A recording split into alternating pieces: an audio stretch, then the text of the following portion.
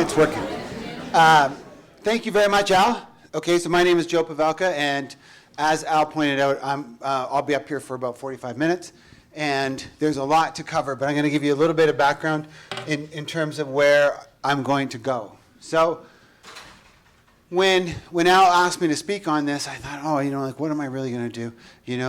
There's very little I can tell you about Canmore that you don't know. You can probably tell me much more about Canmore than I will ever know. So I thought, but I do have a very long association with Canmore. The first few times I was out here was in the mid-'80s, and then, doing all sorts of things. And I've done academic research here. I have a bunch of, peer-reviewed published papers and all that kind of crap.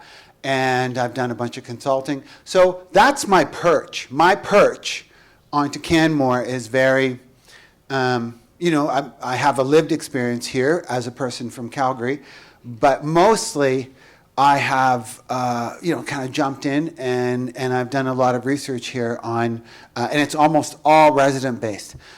My background is, so I do, I teach in the Ecotourism and Outdoor Leadership degree program at MRU, and I do research in amenity migration. I do research in tourism, and I've done a lot of work in public recreation and parks and trails and all of that kind of stuff, right? So I've been at it a very long time. So if you do it a long time, you end up sort of, touching everything.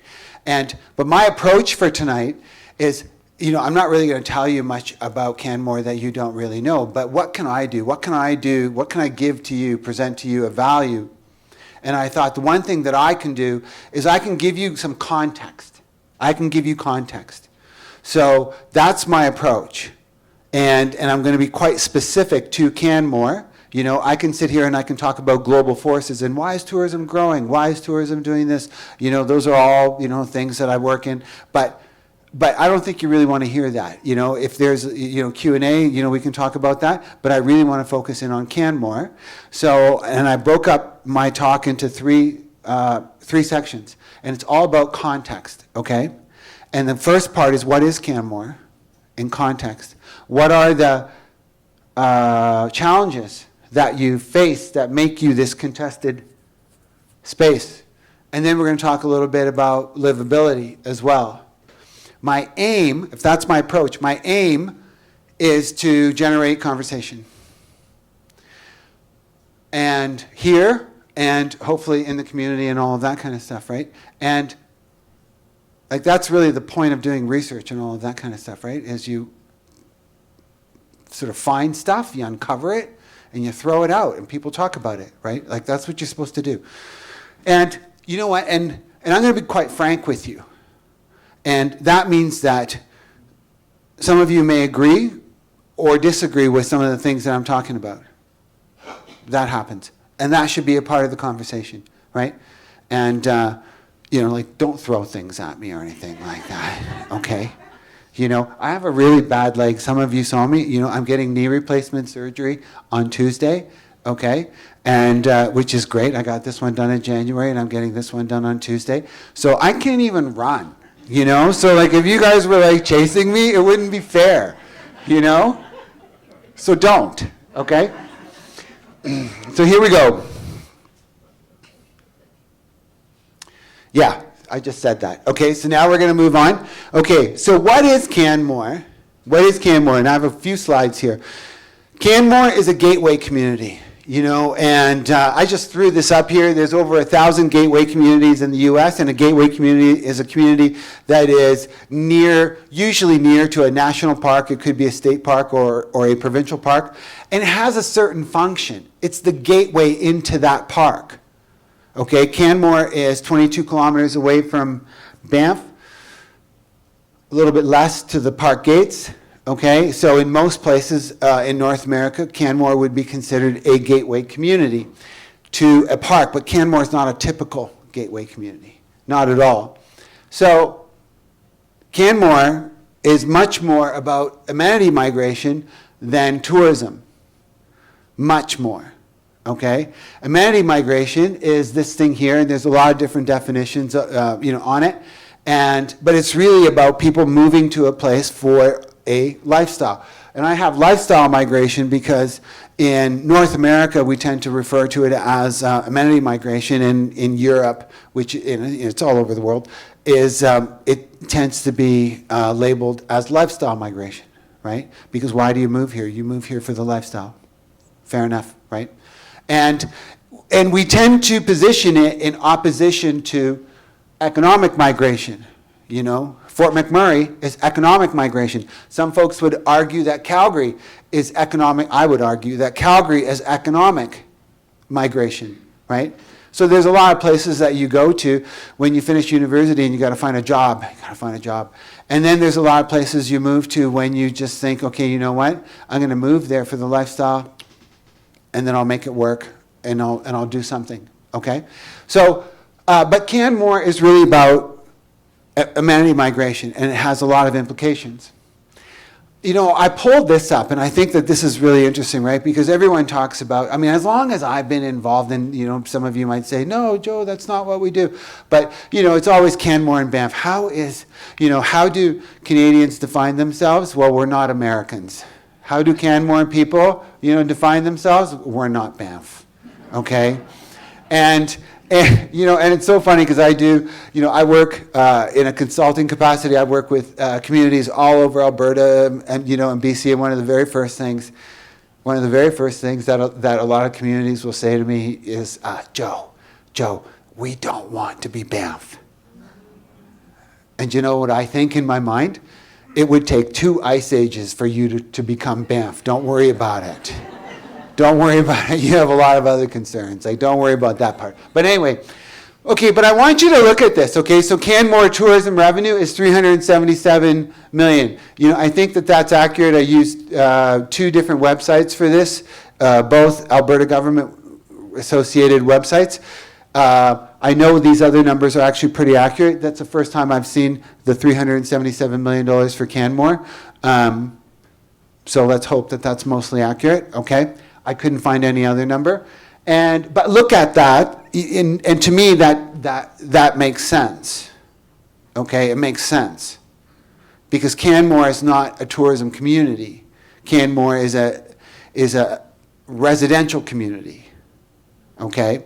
And here we have Banff at $3.1 billion, Calgary, massive city, 1.5 million people, and it's only 2.9 billion, and then we have all of Alberta for 12. It gives you a little bit of context in terms of how much of your economy is reliant on tourism. Okay, so when I say Canmore is a gateway community, but it's not typical, I want you to ponder this for a second. Okay, I want you to think about this. Most gateway communities would be Canmore and Banff together. Most gateway communities include that short-stay tourism, because Banff is short-stay tourism. Folks show up for 3 days, 2 days, an afternoon, and then they leave. Short-stay tourism.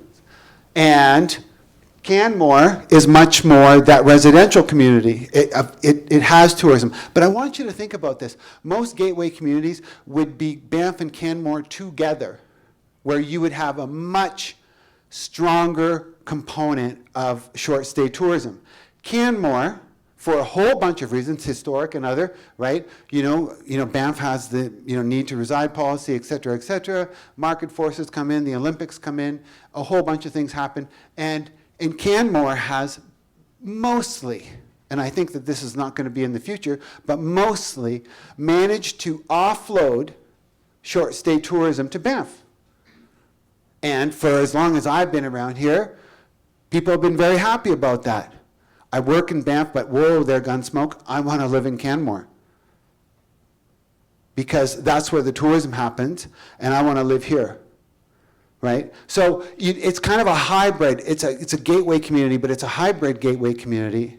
Right? How many national parks in the world have a town and a hamlet in their boundary?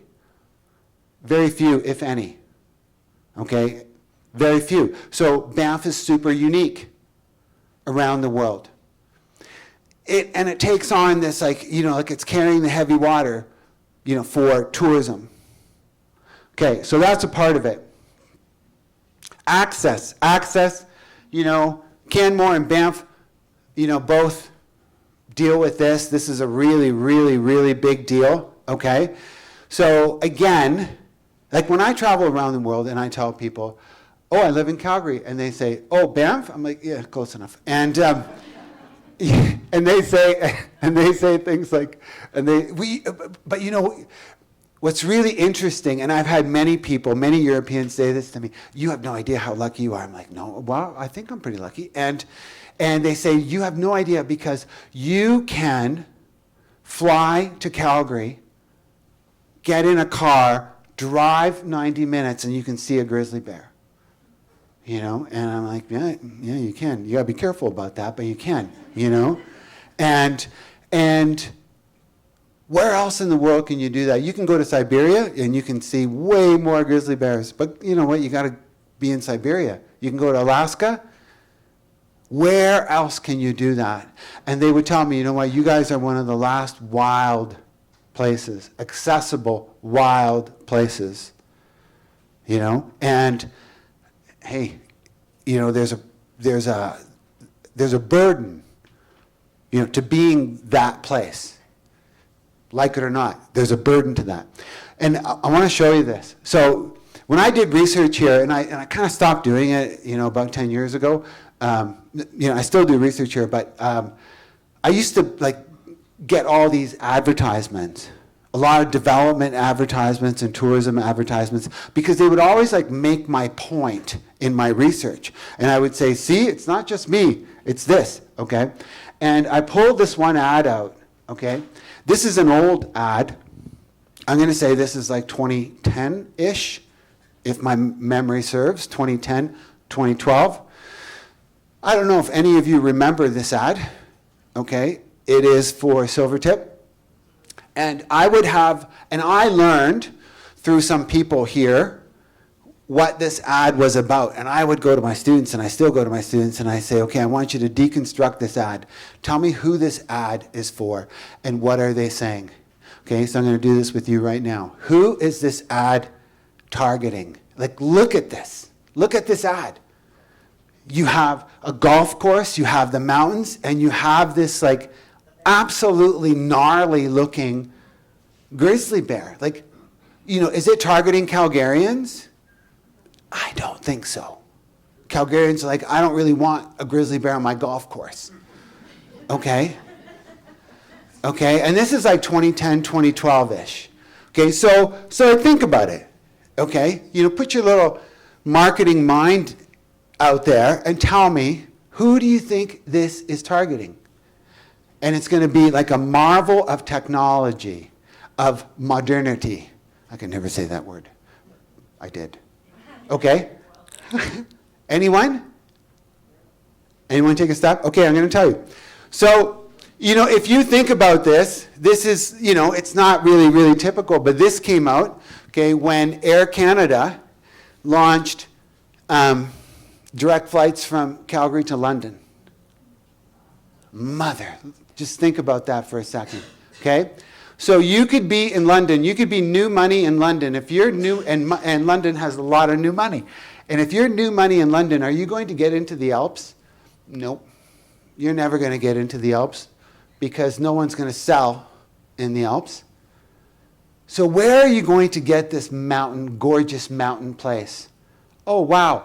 So now we have a direct flight. You could be door to door in 12 hours. You could be door to door in 12 hours. You could have a place in Canmore and live in London, and you could be there in 12 hours. That's pretty good. It's not bad. And you'd get it for a bargain compared to what you would ever pay in the Alps, if anything actually became available. So this is a part of, the new world of transportation technology. This is this new world of mobility. I don't really have to go an hour away. I can do whatever I want, right? Because I can get there really, really quickly. And then, of course, Canmore is also in the Bow Valley. It's right in the valley. And that's a fact. And, and it's very good, but it also has a whole bunch of implications. Okay? And that's part of our context. Highway runs through there, animals run through there, everything runs through that valley. Canmore is a highly contested place. Highly contested place. So what is a contested space? It's a space, it's a piece of land, and everyone wants a piece of it. Okay? I have a few folks here, then there's probably many, many more, but I have old residents. Who are the old residents? These are the mining, it's the mining community. And then we have the new full-time residents, and we have new part-time residents, and then we have tourism. And you could frame that or reframe that, a bunch of different ways, and there's probably, a few other folks in there. But that's really, the big group. And if you think about it, everyone has a stake. And as Al pointed out, it's about land. It's about land. And everyone has an idea as to what should happen. Although this group, this old residents group, I certainly understand that there are mining families still here in Canmore, but I don't think that there's a lot, right? Which is a really interesting phenomenon when you start to think about these communities. And there's a lot of fishing communities, and there's, mining communities in different parts of the world, et cetera. Agricultural communities, and a lot of those old residents get kind of pushed out. And some of them, will argue, we leave on purpose. But you know what? It's not what it used to be. So I'm going to leave. There's a lot of migration that happens, in and out migration, a lot. And, like we talk about authentic spaces and what's authentic. Like, what's authentic, right? I've been to many communities where all of the original folks are long gone. And who moves in? People who are amenable to tourism. And that's fine. That's the way of the world. I do, like a lot of my work, I got to tell you this, in case you want to get mad at me or something, but, sometimes when I do my work, people expect me to get really, angry about something, right? It's like cruise tourism. Joe, you should hate cruise tourism. And I'm like, you know what, your grandmother, that's the only thing she can do. Leave her alone, okay? If that's the only thing she can do, just leave her alone. And so, I just, I prefer to not say too much about, this is really good or this is really bad, because you know what it is? It's super complicated. It's super complicated. And we don't have time to, really get into the nuance. But, this is what I do. I throw my head into things and I think, oh, I'm right. And then I go, no, I'm not. It's complicated. So, we have this contested space, constant negotiating. Oh, look at you folks. Al, constant negotiating and renegotiating of a path amidst complex, chaotic, constantly changing socioeconomic conditions. Absolutely. And that's where you live. That's where you live. You live in this contested space. Okay. Now I'm going to move on a little bit. Challenges to livability, and I'm going to try and frame some of them. Only some of them. I don't have time to get into all of them, okay? I sometimes do this over 2 lectures, and it's like 3 hours. We don't have time. So, but I'm going to get into some of them. Over-tourism, and we talked a little bit about that, over-tourism, right? And I really don't like the term over-tourism. I've studied tourism crowding for about 25 years, and then someone comes along and says, no, it's over-tourism. I'm like, what the hell is that? And over-tourism in theory is crowding and all of the implications of crowding, and all of the nuance around it. But it gets used as a term, it's used properly in some cases, and it's also used by a lot of folks who just don't like tourism. Right? And that's perfectly fine. There's articles that say, over-tourism is really a tourism phobia.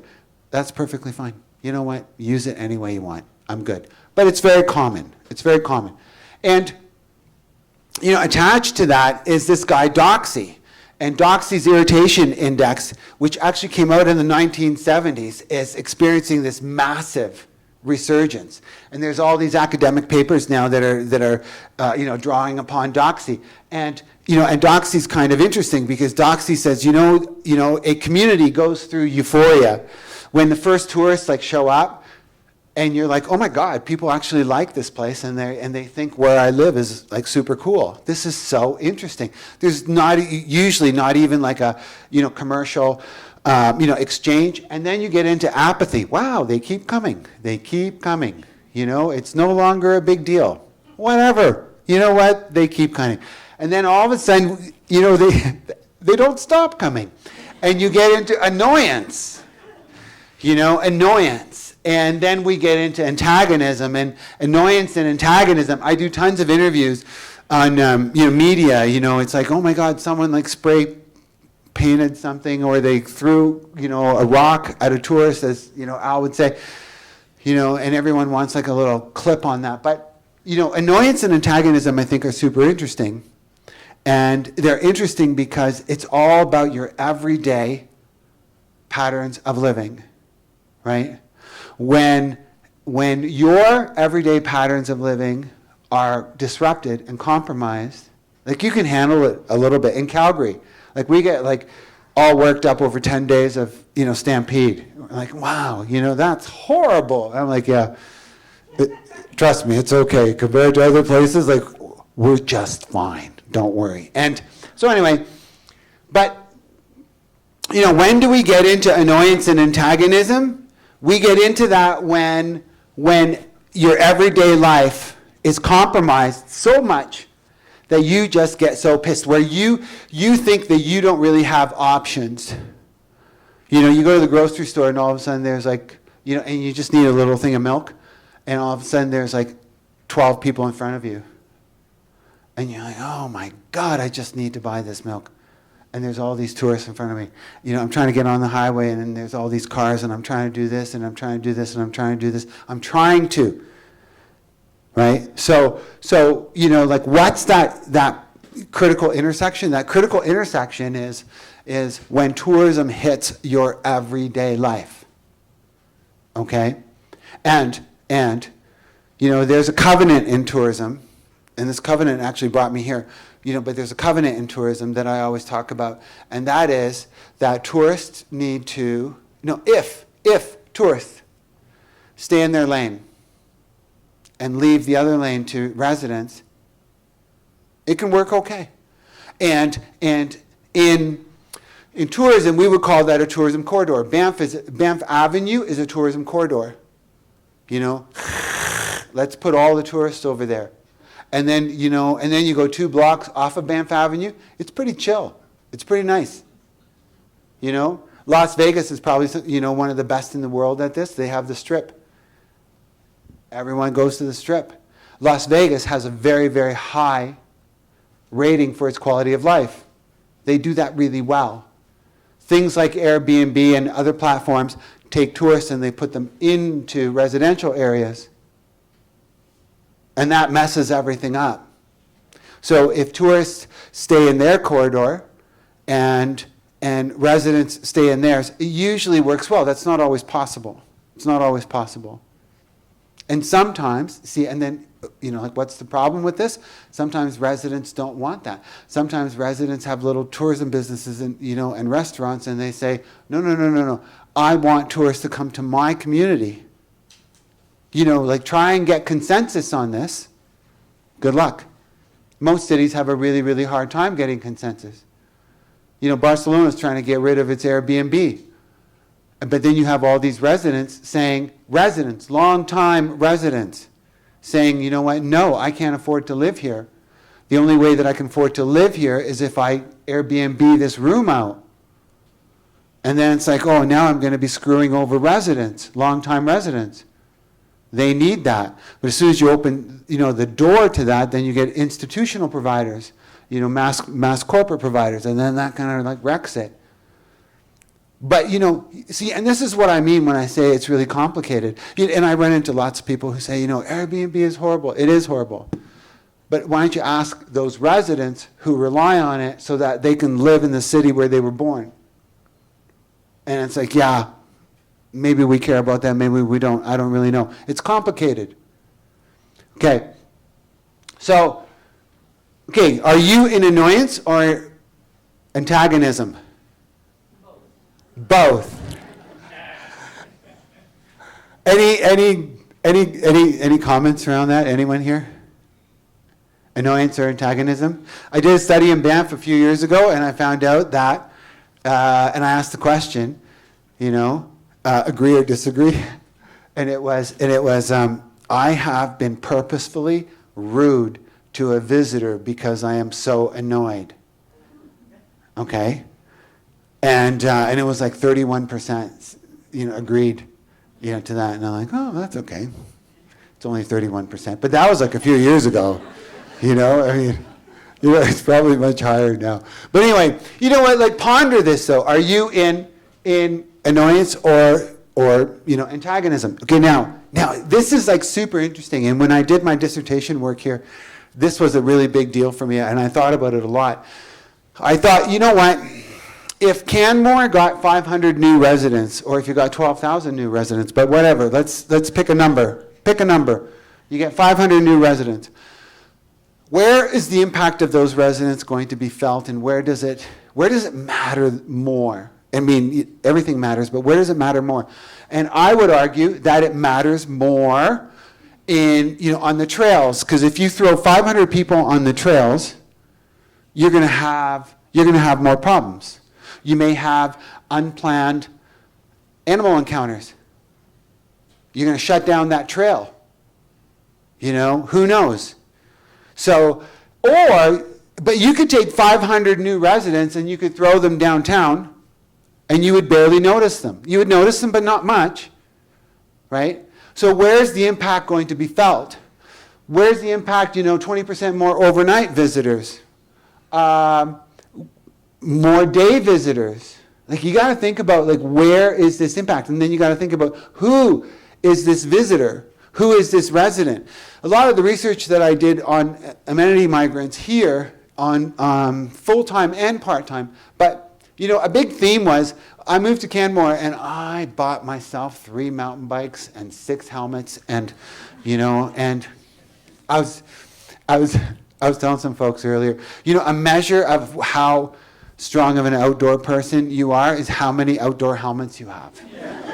Okay? Do you have like a downhill biking one and a road biking one and a paddling one and climbing one? Like, if you have like a wall of helmets, you are outdoorsy, And, okay, but is that the person that moves here? Yeah, you know what? Some of them, what we found out was the most important amenity to them was their front window. Because they would because the most important thing was to just relax. And that was big among, part-time, but it was also quite prominent among full-time. I'm here for the aesthetic value. I'm here, the most important trip was walking from their house to downtown for dinner. And they get to be in this gorgeous place. And I don't blame them. It's gorgeous, right? And that was the most important thing. So you got to think sometimes about who is coming here. Of the folks, of the tourists and day visitors, it's going to be those nasty, pesky Calgarians that are out in the backcountry, right?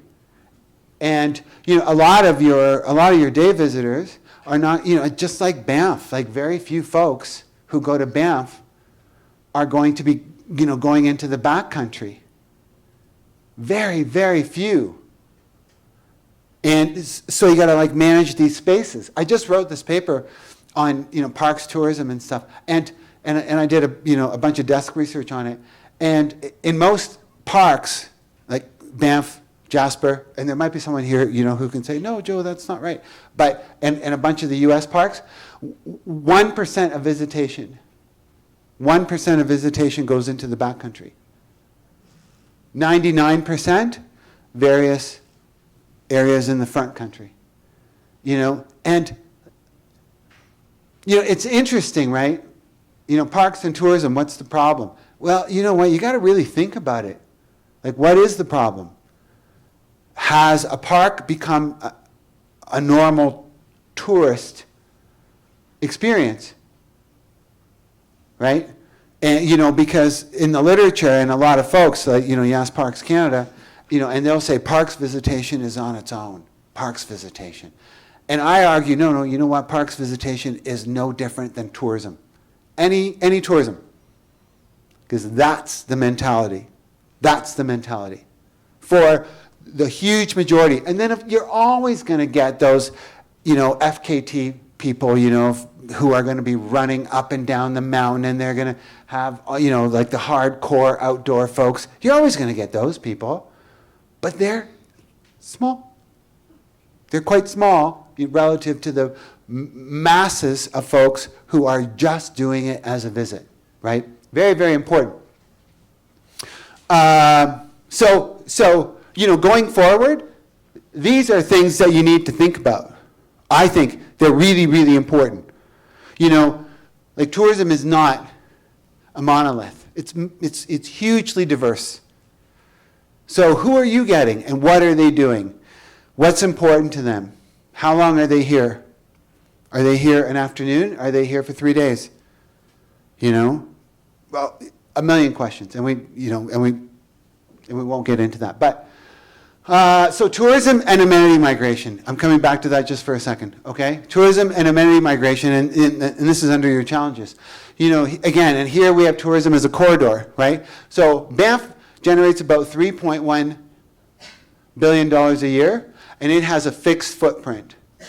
So the basic unit, I always say the basic unit in Banff is a bed.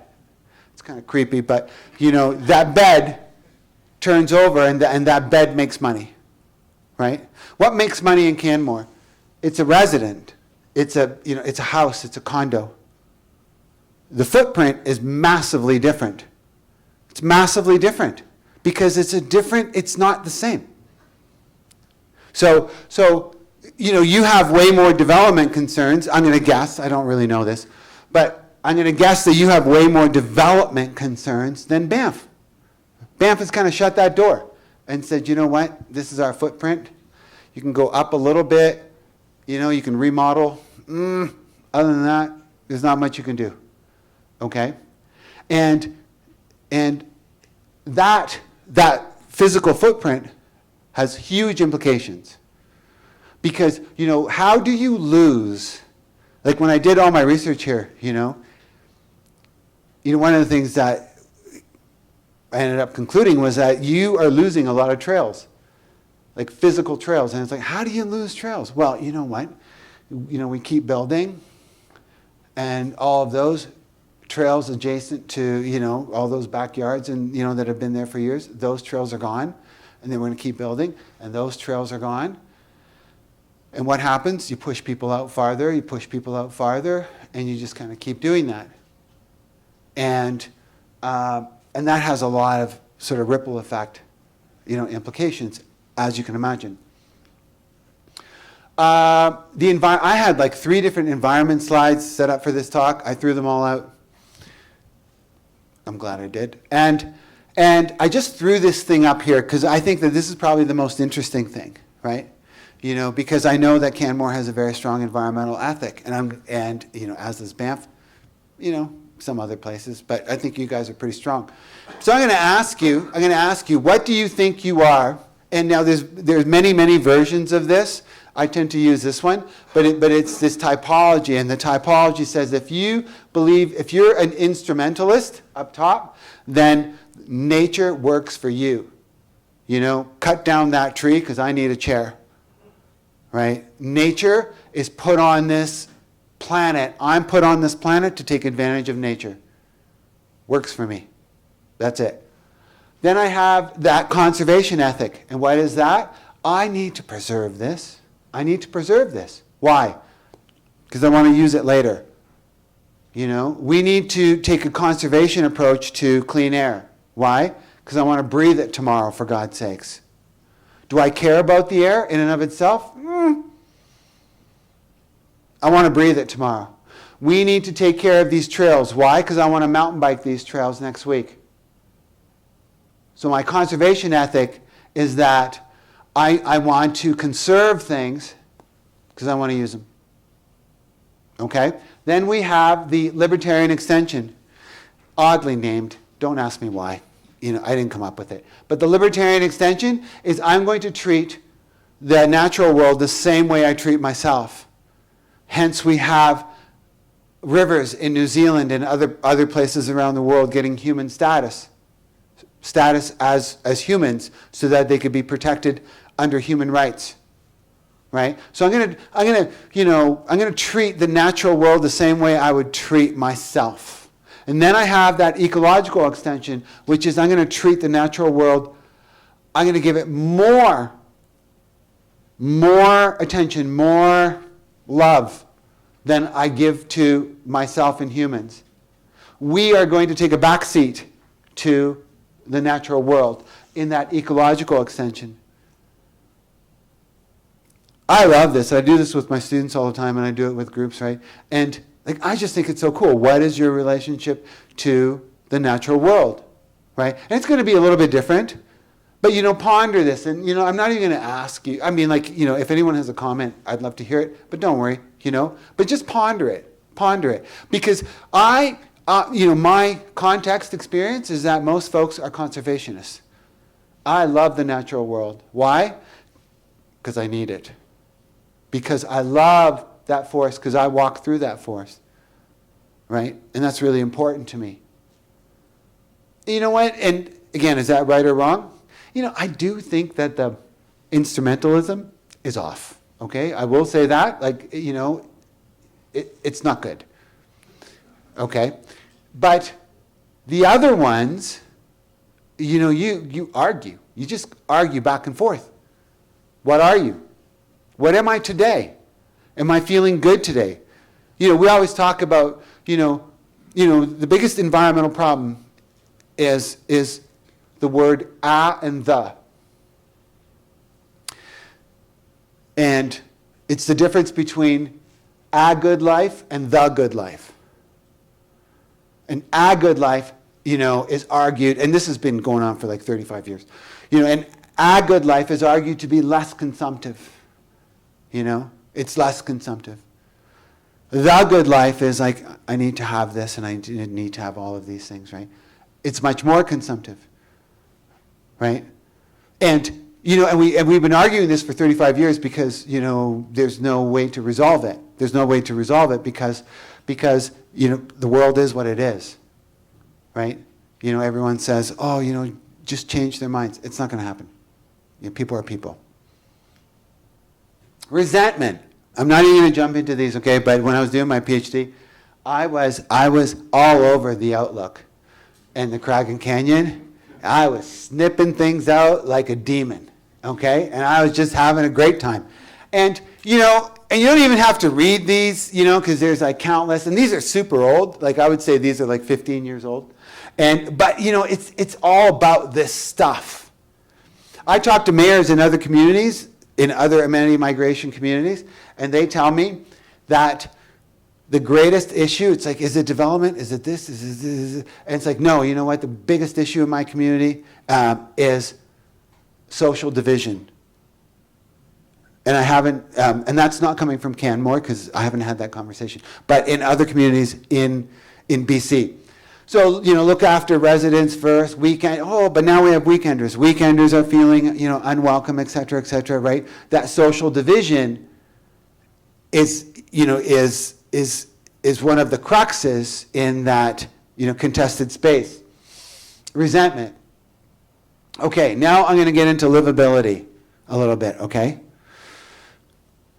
This is the fun part, which is it's not too depressing, okay? It's just a little bit.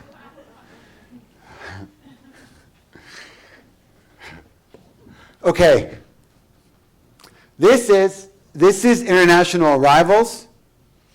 We are now at 1.4 billion. So we had a massive dip during the pandemic. We went back to 1990 levels, and we are now just above where we are supposed to be. So tourism has surged back, okay? Tourism is expected to go to 1.8 billion by 2030, and there's no reason to believe that that's not going to happen. One of the things that I argue is that tourism is so sophisticated, right? It's so AI driven, it's so everything driven. Any one of us, well, most of us, maybe not me, but most of us here, If we wanted to do a trip, we could go on our phone and we could book that trip in 2 minutes. 2 minutes. Now, that is an optimized world. Optimized. We have financial systems and technology that allow you to travel at a whim. Then you look at the supply side, okay, and humans are not optimized in Barcelona. They're not optimized in Banff or Canmore. They're not, they're just still plain old humans. So the argument here is that tourism's technological and financial sophistication is far outpacing community's ability to manage that. And I think that you see that all the time. I see that all the time, right? Is that going to stop? You know what? If I'm a betting person, I'm going to say, no, that's not going to stop. That's going to continue, and that's probably only going to get sharper as AI and financial systems get more razor sharp. Okay. Then we have, like what's going to happen to your, to the demand side here. It's just going to keep going up. I just threw that little slide in. All because you're living in a vacation destination. So, in terms of context, one of the things that I could say to you is this happens in, and this because I think, most all of you travel. This happens all over the world. It happens all over the world. There are beautiful places, and it's kind of interesting because, one of the things that I say is that money follows beauty and greed follows money. There's so many gorgeous places around the world, and it's like, wow, I need a piece of that. I need a piece of that. And then once, you kind of figure out this is actually a really, really great place, then it gets kind of institutionalized in its growth and development.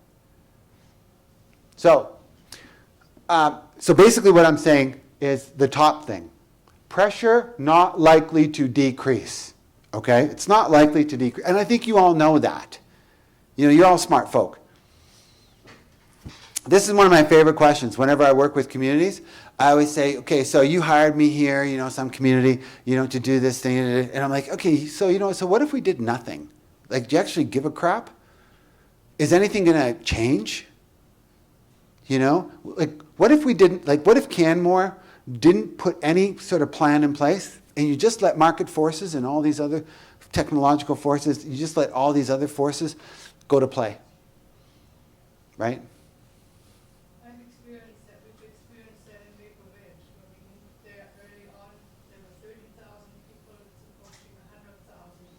Okay. We had wetlands, we had streams, we had mountains, we had rivers, and it's all okay, but I want you to think about this, okay? What if you did nothing? You just let market forces play out, okay? What might happen? This is a paper that I wrote that was published in 2015, and it was based on a whole bunch of research, okay? And you don't need to follow this, because I'm just going to show you the most important part, right? The Coles notes. So you have all these people here, you and people that are going to move to Canmore 5 years from now. You don't even know these folks. All these people, and they're motivated to move to Canmore. And they have this great little lived experience, and there's all sorts of constraints, and there's a physical environment, social, economic environment. They move through that. Typology we won't get into. We have place attachment, place identity. Some folks move to Canmore because it's a mountain town. But you know what? There's a lot of mountain towns. You could move. You can go to Revi, and you're totally fine. Some folks move here, and it's like, no. This place speaks to me. This is my identity. So that person is much less likely to leave. This person who has just that place dependence, I need to live in a mountain town. I don't really care which one. I just, it should be like cheap, And so they're much more likely to move. But here's the important part. Regardless if they stay or go, while they're here, they do things. They do things. They do recreation, they spend money. And they do things. That creates demand. Supply grows around that demand. If enough people move here and, they want to do a certain type of activity, this happens all the time. Oh, you know what, we need to build a trials park. We need to build a skateboard park. Why do you build a skateboard park? You build a skateboard park because you have kids skateboarding all over the street. That is the demand. They're skate. It's actually a great example. They're skateboarding all over the place, and they're wearing their pants down to their bum and everything. And it's like, we got to do something. Let's build them a park. Now all of a sudden you have this built feature. You have a skate park. Word gets out. This town has a great skate park. That attracts more skateboarders. And why did it happen? It happened because all these kids showed up and they were skating on the street, skateboarding on the street. Okay, I want you to take that little example and apply it to a whole bunch of different things. High-end restaurants, skiing, this, that, the other thing, a whole bunch of things. That is Canmore. And then what happens is that pressure, that demand pressure, creates supply. Then that goes out here, up top here, and then that creates an image of that destination. Just think about Tofino and surfing. A bunch of crazy hippies in the 1970s, they're like, you know what? I'm going to jump on this board and I'm going to do this. And all of a sudden, Tofino has a surf culture. And, a gazillion kids load up their little VW van and they go out to, Tofino. I'm going to surf culture, surf or die. And it's that demand that creates the supply. So who cares? Well, then that creates the image that then further motivates certain, certain cohorts. And this is part of my ad cutting out, 15 years ago. So exclusivity is in our name. Oh, Jesus, don't do that. No. Oh, my God. No. No. It's like, boop, boop, boop, help. Okay, no. Oh, Jesus. Oh, my God. Okay, hang on. I should never be left unattended, okay? I absolutely should not be left unattended. Okay, hang on a second here. We're going to go back up to comfort amenities. We're going to go back to 21, okay? See, you leave me unattended for like 2 seconds, and this is what I do, okay? So then we have ads like this. Oh, there we go. Oh, you know what? It's not you, it's me. Okay, but we had that ad for... Oh, we're going to do this again, aren't we? It's the bottom one to go back. Bottom one. Oh, now you tell me. Okay, you know what? I'm just going to do it on the... Oh, no, I can't do it on the computer. But that's okay. Okay, comfort amenities. Can you just hold it here? Okay, thank you so much. Everyone needs an assistant, like a PA like that. Okay, but then you start to get ads like this. Luxurious mountain living is in our nature. And we call this comfort amenities. So now, like you have like all the dirt bag climbers and they're like, you know what? I'm good on a bench. Just give me like a little sleeping bag and a bench. I'm fine. And then but then that changes. And you have the addition of comfort amenities. No, I need something very, very different. And the more you build that, the more word gets out, and folks from all over the world are like, that's the place to be. Okay, and then we will go to one back. We're going to go one back. Thank you so much. Okay, and then this ad here always got my attention, and I show this to my students all the time. Exclusivity is in our nature, right? So I'm buying in exclusivity. I want this place to myself, right? Which is so typical, and I can say this is Canmore. You know what? It's everywhere around the world, right? So then we have the next slide. Oh, maybe it'll work this time. Who knows? Okay. Here we go. Back there. No. Watch this. Oh, perfect. Okay. So don't look at any of these numbers and just look at this, and I'm going to tell you what this is. So as part of my research, I had 55 different items describing the Bow Valley. This is Banff and Canmore. And it's everything from, jobs, etc., recreation, trails, all sorts of things. And my question was, since you've lived here, and I know that that's very, very individual. Since you've lived here, have these items increased or decreased? And this is what I found, and this was published in 2015. All items related to crowding were the most to have been reported to increase. 2015. All urbane items, cafes, restaurants, anything that you would consider to be urbane, increased next. Town, this is like public, the actual town, right at 2.5. It's on a 5-point scale. So it was considered to it's the same. Outdoor, outdoor features, more front country, okay, was considered to have decreased slightly.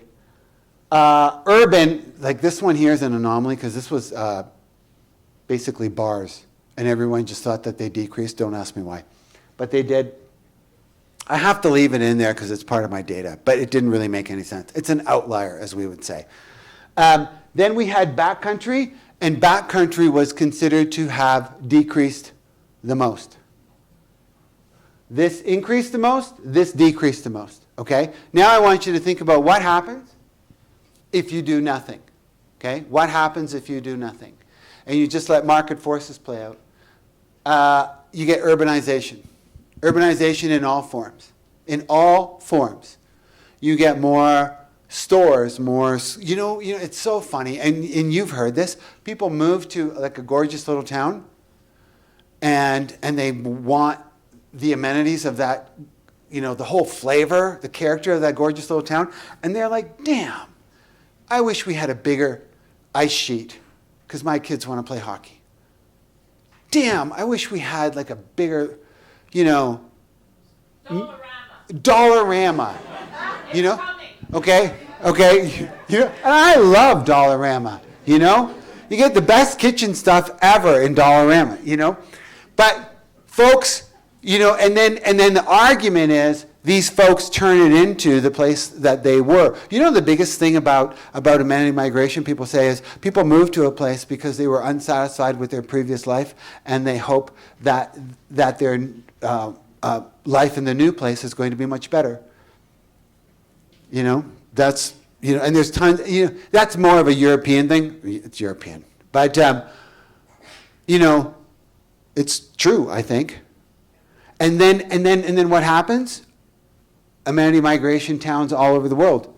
And it's like, you know what? I just want a little bit more Canadian Tire. I just want a little bit more Elevation Place. I want those things that I had in Calgary or New York or Toronto or, Berlin, wherever they come from. Who knows? And then what happens is you get migration. So the migration, and you've seen this, you've seen this. People move here and it's like, oh, this is the best thing in the world. I wrote a paper on, Whistler, migration. I called it the 2-year tourist. And I only studied young people who moved to Whistler with the intention of living there for the rest of their lives. They were not like, 4-month, folks who are doing this and that. They moved there, and they thought that they were going to be there for the rest of their lives. But you know how long they lasted on average? Just under 2 years. And then they're like, screw this, I can't make this work. I can't make this work, right? And, and then there's other folks who, you have that place dependence where it's like, you know what, Canmore is working for me or not working for me, but who cares? I can move to Golden. I can move to Smithers. I can move to Revy. I can move, because Canmore is not that important. A mountain town is more important. And then you have the place identity people, probably a lot of you, who are like, over my dead body. And those are the place identity people. And but there's a lot of migration that happens. I only have a couple slides left. So we have sustainability, and I think that this is also really, really important, right? So how do we actually work sustainability? There's basically 3 ways. There's education, and in recent years, shaming. We have flight shaming, travel shaming. We have all sorts of shaming, right? When education, I'm going to give you a message as to what is right and wrong. That's my education. When that doesn't work, I'm just going to shame you, you know? And that's actually been demonstrated to be more effective. I'm not kidding. This guy out of Britain, Xavier Font, like studies flight shaming and stuff, and I was chatting with him a little while ago. He's like, Joe, undoubtedly, shaming is way better, more effective than any education. Anyway, I'm not advocating that, okay?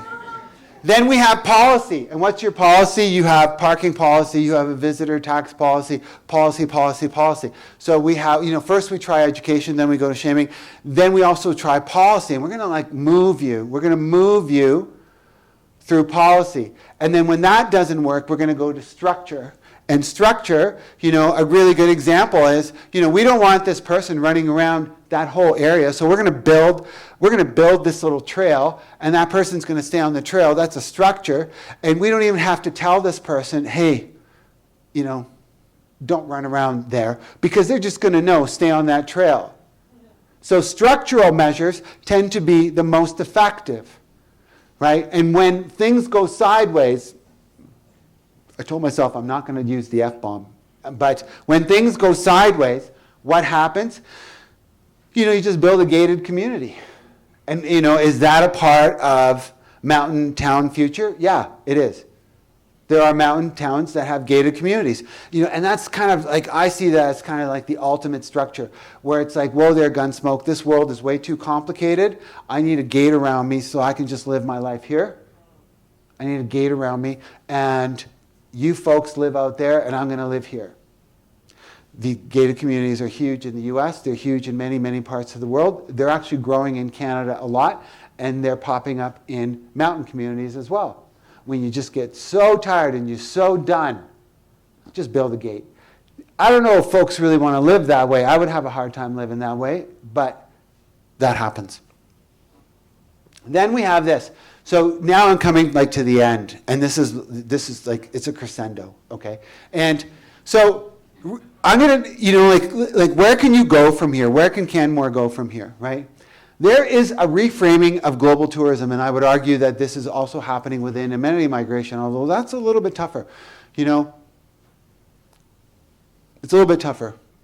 And if you're strong enough, I'm going to give you one more covenant, and I think you guys are pretty strong. There's another covenant in tourism. Right? We think about what's the easiest thing to move across a border besides an idea. The easiest thing to move across a border, more than a box of oranges. You want to do that? You got papers. A barrel of energy. Ooh, complicated. An economic migrant. A student. A refugee. But no. We have tourists. Tourists. Tourists are the easiest thing to move across a border. The easiest thing. Even when the world is crazy, we just keep moving tourists back and forth. And we're like, no, we're good with this. And part of that covenant within tourism is, you know what, we really want you to come here, spend your money, go home. But you got to go home. And that's part of a covenant, right? And that's part of what makes tourism one of the easiest things to slip over a border. I love the idea of a border, like who gets to cross one, who doesn't, all that kind of crap. It's kind of cool. But that's a big part of it. Now, in global tourism and amenity migration, there's a lot of reframing that's going on. So, here we have the Stay Away campaign from Amsterdam. Some of you have probably seen it, where they are targeting young drunk Brits, and they just call them that. And they're like, you know what, we want tourism, but we don't want your type. We want tourism, but not your type. And I want you to think about this. Amsterdam takes on young drunk Brits. We have, and then we have this thing here, go home. And I threw that in because I thought, you know what, that doesn't really work, right? Because that's like one-sided. That's a conversation ender. Go home. That doesn't work. I like Amsterdam. And I'm not kidding, so Uta, who's in charge of this, I was chatting with her a little while ago, and they got rid of the Stay Away campaign, and Uta put in this new campaign because it was too negative. But they still want to do things, right? And Uta said to me, and she showed me some stuff. And their new campaign, and I'm not making this up, is Amsterdam. Like, we're so cool, Amsterdam. And I'm like, are you serious? And it's like, yes. But they're still trying to do the same thing. Very similar to this place here, which is someplace in the U.S. It's like Missouri or something, okay? And it says, but their approach, and they won an award for this, their approach is, we're going to tell you exactly who we are. We're not going to overplay it. We're famous for our flat, boring landscape. So if you still want to come, come. But it's a flat, boring landscape. We think it's gorgeous, but you know what? There's other landscapes that you might want to go to instead of our flat, boring one. And they have a whole campaign around it. Won an award. Then we have the Miami one here, which is pretty, this is the Miami spring break one. And this is pretty hardcore, and it's we're breaking up with spring break. And again, what are they doing? They're targeting the tourists that they don't want.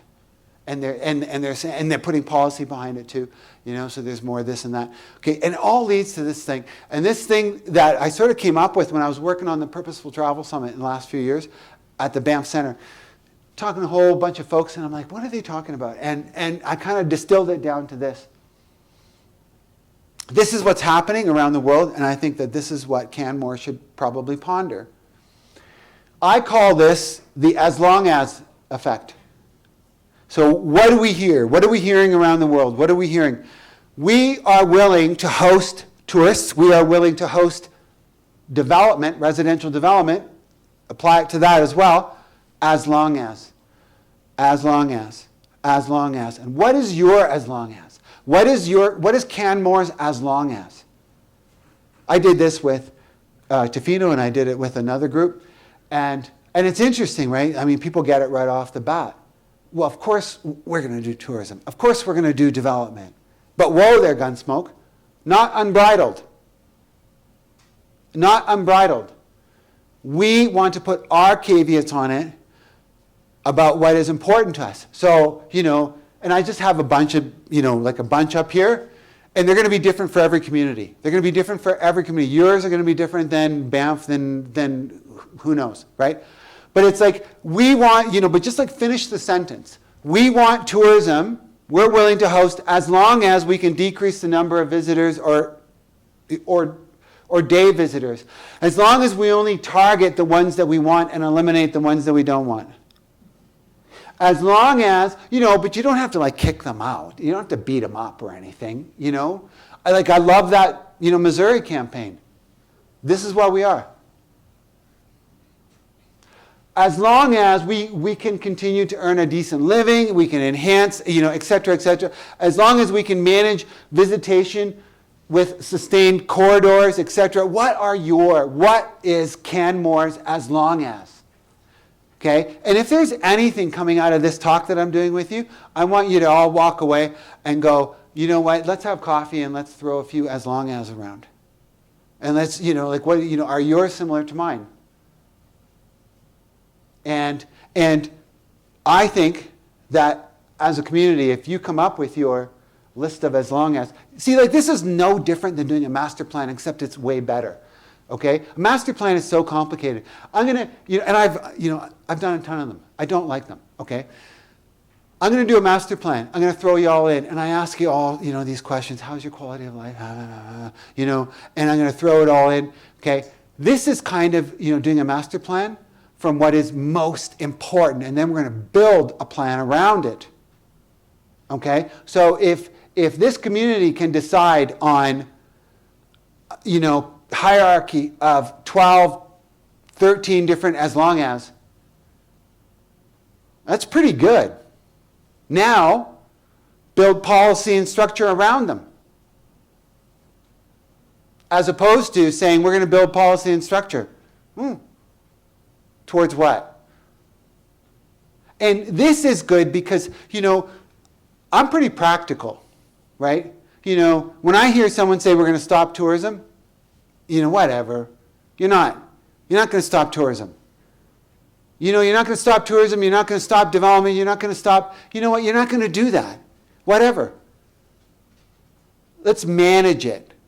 Let's manage it in a way that is really important to us. So that's my whole thing. I'm done.